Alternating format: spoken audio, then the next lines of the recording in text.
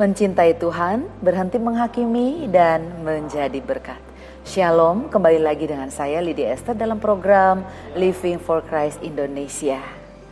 Puji Tuhan, di program ini kami akan mengangkat kisah-kisah para hamba Tuhan, bagaimana mereka dengan semangat melayani Tuhan, bagaimana dengan iman mereka yang luar biasa. Mereka percaya bahwa Tuhan sanggup melakukan perkara yang besar. Dan pada saat ini saya sudah bergabung bersama dengan Ibu Pendeta Etni Barnabas. Shalom Ibu. Shalom. Apa kabarnya? Baik, luar biasa. Puji kita Tuhan. bisa ketemu. Amin, luar biasa ya.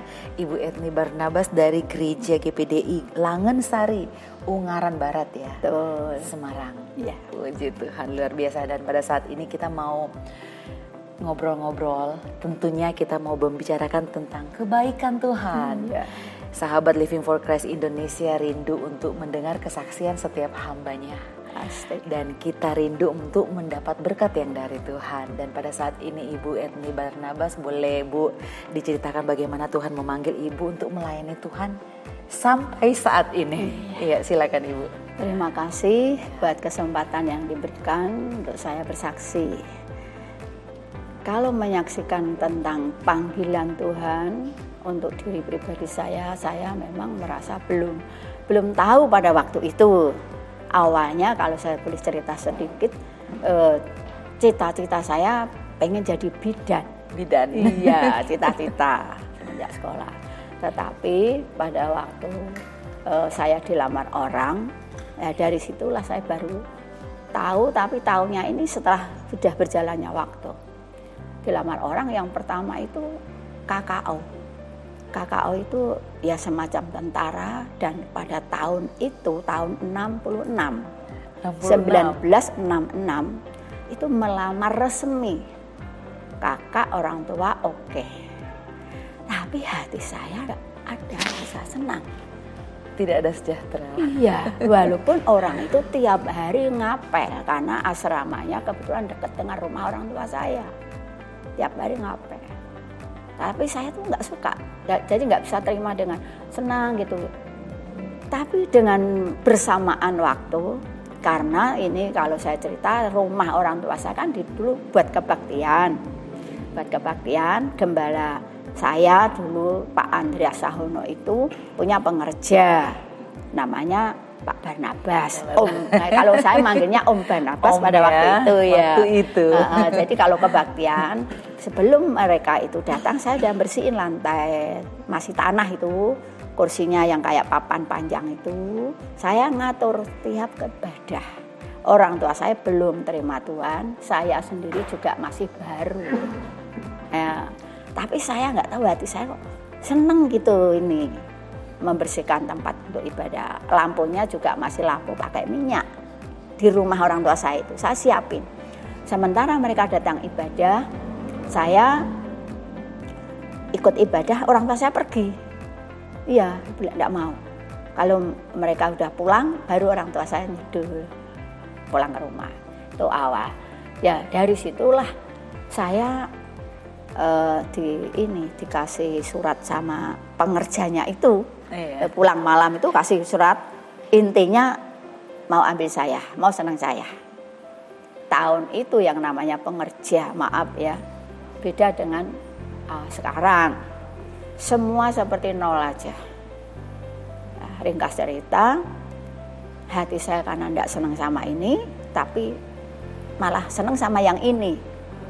Pertimbangan saya begini, kalau saya diambil orang ini kan saya diajak pergi.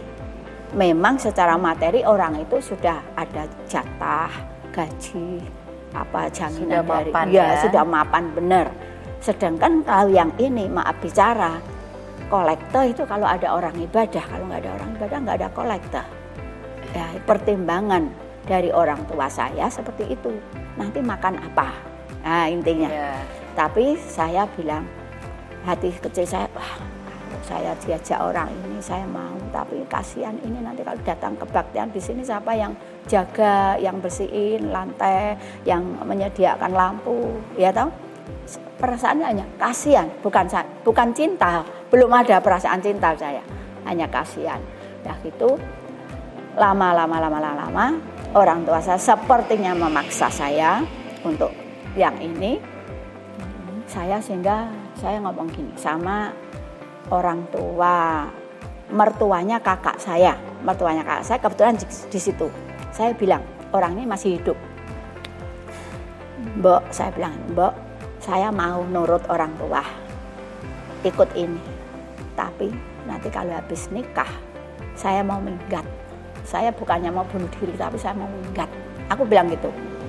Orang punya jadi mantan istilahnya kan, nanti dapat sumbangan ya istilahnya. Kita buat sangu pergi, nggak tahu kemana. Omongan saya itu disampaikan orang tua saya, disampaikan kakak kandung saya, sehingga orang tua saya mikir 2 kali kan, waduh nanti gimana, nanti habis rame-rame malah ngantainya minggat istilahnya kan gitu. Padahal ini orang-orang semacam tentara. Mikir 2 kali. Akhirnya ya sudahlah, terserah kalau mau itu. Tapi ada tapinya. Ibarat kalau jadi daun nggak mau nyobek, kalau jadi air nggak mau hidup. Oke, saya jalani aja.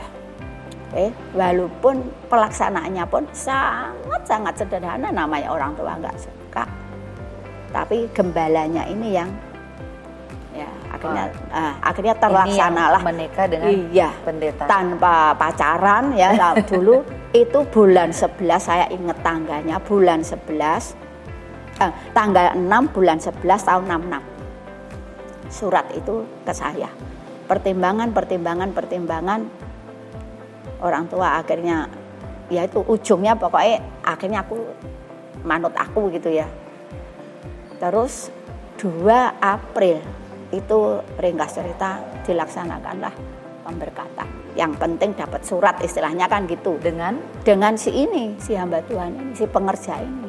Karena orang tua saya takut nanti aku minggat, daripada minggat orang tua malu kan gitu ya, nanggung malu. Apalagi ini tentara, sejenis tentara kan, ya pikir panjang waktu itu. Akhirnya diserahkan saya milih ini. Yang sekarang jadi yang akhirnya aku mendampingi 2 April 1967 diberkati, terus 2 Mei 67, jadi hanya sebulan saya langsung dijak ke tempat pelayanan yang sampai sekarang. Walaupun itu mulai tahun 70. Jadi sebelumnya dari 67 itu saya ada di pinggir jalan raya dekat pabrik yang sekarang pabrik, dulu belum pabrik. Di situ istilahnya kayak sekarang kontrak gitu ya, nyewa waktu itu 4 tahun dari 67. 71 bulan 6 saya pindah ke yang sekarang. Walaupun tempatnya tidak seperti itu. Dari awal jemaatnya ada berapa orang waktu awal? Awal itu kan suami saya ini karena pengerja, ini suruh ngelanjutin karena sudah nikah, sudah nikah, dah kamu layani. Itu ketika melanjutkan ada berapa? Ketika melanjutkan itu habis 30 itu 30 SPKI itu orang banyak ngumpul di rumah jemaat. Banyak waktu itu mereka suka aman, cari aman. Tapi dengan berjalannya waktu makin kurang. Tapi kami tetap layani, dampingi suami saya yang melayani. Jadi saya kan terus ngomong anak, repot. Dan untuk memperjuangkan pelayanan di situ saya berjuang sambil jualan, sambil kerja. Kalau diceritakan itu memang panjang untuk menopang harian. Nah, singkat cerita dari ibu menikah sampai bapak menjadi gembala sidang, itu berapa lama bapak menjadi gembala sidang? Saya menikah itu tahun 67. Terus keluarga. Tapi sebelum nikah itu suami saya yang pengerja tadi, saya biar sekolah kitab dulu. Sempat kami dikasih ke Beji Malang bersamaan dengan adiknya gembala saya itu. 3 orang dengan saya, tapi pada waktu itu saya berhalangan dalam arti tidak punya uang untuk ongkos orang tua saya, tidak punya uang, sehingga saya batal. Begitu batal akhirnya menikah. Setelah menikah sampai anakku 4 tahun 1975 itu anakku yang paling kecil umur 2 tahun itu tak tinggal sekolah Alkitab karena mendampingi suami yang hamba Tuhan.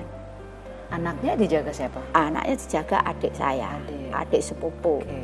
Yang Yosua nomor 1, nomor 2. Nah, itu nomor 3 David ini, yang nomor 4 waktu itu masih 2 tahun karena dia lahir 73, saya sekolahnya tahun 75, baru 2 tahun saya jaga. Saya setiap Jumat pulang dari sekolah kan di Salatiga dekat. Nanti Senin pagi ke sekolah. Itu tingkat pertama saya sekolah sudah punya anak 4. Baru berjalannya waktu, terus mendampingi suami. Ringkas cerita tahun 2008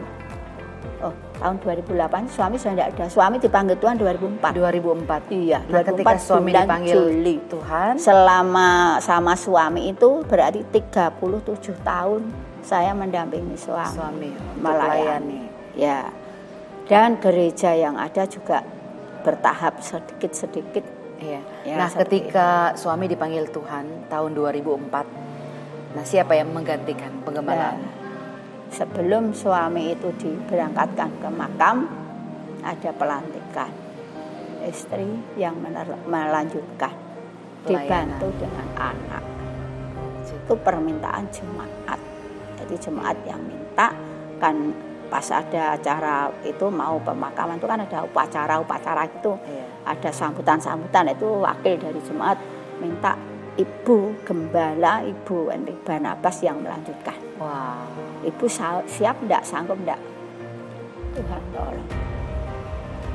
Sampai sekarang ditinggal selama suami ada itu 37 tahun, dari 67 sampai 2004, dari 2004 bulan Juli sampai sekarang ini sudah jalan 18 tahun. Ya, saya dibantu anak. Jadi walaupun anak ini sudah melayani sendiri-sendiri, termasuk Pak Yusua itu juga merintis, tapi gembala jemaat masih mempercayakan sampai jadi, sekarang. Ibu yang menjadi gembala sidang. Nah sekarang jemaat Tuhannya sudah berapa jiwa? Jemaat yang sekarang ini ada 150-an. 150? Kalau menurut absen, kurang lebih. Sebab sekarang sejak corona itu kebetulan kan dibagi jamnya. Itu saya absen. Si A, si B itu yang jam 7 pagi saya absen, nanti yang jam 5 sore saya absen. Dibagi ya? Iya, kan memang harus kursinya ada jarak, tidak boleh banyak. Nah Bu, selama pelayanan Ibu sebagai gembala sidang, adakah kendala, hambatan yang pernah Ibu alami? Kalau namanya hambatan dalam pelayanan, itu menurut saya wajar, biasalah, lazim masalah itu. Iya, tetapi kita kan tetap selagi Tuhan itu masih di depan jemaat, saya juga janji. Walaupun suami saya sudah tidak ada, kalau Tuhan masih beri saya hidup, kuat dan sehat, tak serahke tenaga jiwa ragaku untuk pelayanan, untuk jemaat. Dan waktu selama ada suami pun, pelayanan kami tidak khusus dengan jemaat yang ada. Memang semakin bertambah. Saya itu melayani orang gila itu sudah berkali-kali. Ganti-ganti orang gila. Betul, kami tampung, kami rawat, kami doakan. Disembuhkan. Ada yang sembuh. Iya, ada yang sembuh. Luar biasa. Ada yang pergi, tapi yang sembuh ini sampai dijemput orang tuanya. 3 minggu saya rawat, saya doakan, saya mandiin. Sembuh total? Sembuh, orang tuanya jemput. Dan itu untuk jemaat semua sudah sangat pengalaman, sangat tahu nek mami itu, manggilnya kan sama mami. Sampai panti asuhan Harapan Bawen, tempat Pak Martin So itu sampai pernah ngomong saya, Bu, aku tak ndok orang sini, maksudnya orang gila taruh sini. Mungkin Tuhan kasih aku karunia untuk sabar melayani mereka gitu ya. Pak, saya siap, tapi saya tidak punya lokal, tidak punya kamar, tidak punya ruangan waktu itu. Saya mau melayani, saya bilang gitu. Wow, Jadi pelayanan saya terus terang bukan hanya melayani rohani, mendampingi suami jemaat ya. Orang gila, orang stres itu kalau dihitung lebih dari 6 orang, betul. Dan orang tua yang bisa dibilang jompo waktu itu papi masih ada, orang tua itu juga sekarang sudah tidak ada. Sekarang ganti lagi ada orang tua benar. Tuhan kirim. Tuhan kirim untuk saya tampung. Nah kan firman Tuhan harus memberi tumpangan. Yes. Nah, di samping itu juga pelayanan masalah materi. Sehingga saya itu waktu papi masih ada itu saya nyekolahin anak. Bukan anak jemaat, anak orang luar yang saya nggak tahu, cuma tetangga aja. Kami sekolahin 3 anak kakak beradik. Ada yang akhir-akhir ini IPT itu sekolah apa kejuruan. Dia dari SMP nggak bisa lanjut untuk ngambil rapotnya aja nggak bisa. Kami ambilkan, kami sekolahkan sampai lulus. Belum itu yang sekolah Alkitab. Sehingga saya temennya Mas David sini, itu sekarang ada yang jadi hamba Tuhan di Blitar nganggap saya orang tua. Ada juga anak asli dusun sini nganggap saya orang tua. Jadi seperti kalau adik saya tadi cerita, kakak itu bukan hanya adik saya kandung, orang-orang lain pada inget gitu. Jadi pelayanan kami terus terang kalau Tuhan mampukan itu bagi kami itu saya syukuri. Wah. Jadi Tuhan panggil Ibu Barnabas untuk bagaimana menyalurkan kasih Bapa. Betul. Kepada orang yang membutuhkan memang kasih dan belas kasihan. Amin. Apalagi menantu saya. 4 orang 4 macam suku. Kalau bukan Tuhan yang kasih sabar hikmat, tidak bisa loh. Iya, menjadi berkat buat keluarga. Macam-macam. Loh iya. Jadi itu kalau saya tuh masih ada sampai sekarang kuat sehat. Amin. Haleluya. Tuhan itu sungguh baik dan dahsyat. Yes. Yang terakhir Bu. Ya. Ada nggak kerinduan Ibu yang terbesar saat ini? Kerinduan, harapan yang ingin dicapai untuk jemaat saat ini? Kerinduan yang ingin saya capai dan saya juga sudah melangkah itu menjadi visi saya itu. Saya ingin jemaat itu 2 kali lipat jumlahnya. Kalau yang kemarin-kemarin 100 aja 200. Kalau sekarang 150 harusnya jadi 300. Amen. Itu kerinduan saya, harapan saya, doa saya. Amen. Sehingga walaupun itu jemaat belum, tapi saya sudah menyiapkan dalam arti tempat. Kalau Mbak tahu ruang makan, iya. Atasnya itu kan rencana kami dak. Sudah ada. Wow. Balak-balak. Kalau nanti Tuhan memberkati kami badak, apa tujuannya? Untuk buat lantai atas dan jendela-jendela yang gereja kita buka, kita ganti aluminium yang lebar sehingga dak yang baru itu nanti bisa untuk ruangan ibadah melihat ke gereja. Wow, luar biasa. Sampai saya itu bilang sama anak saya Mas Yosua. Sebab anak saya yang lain, orang lain, jemaat juga ada yang bilang, Mami sudah tua, Mbak nggak usah mikir bangunan. Tapi hati saya dari dulu, penuh belas semenjak papi masih, bangunan itu di hati ini terus.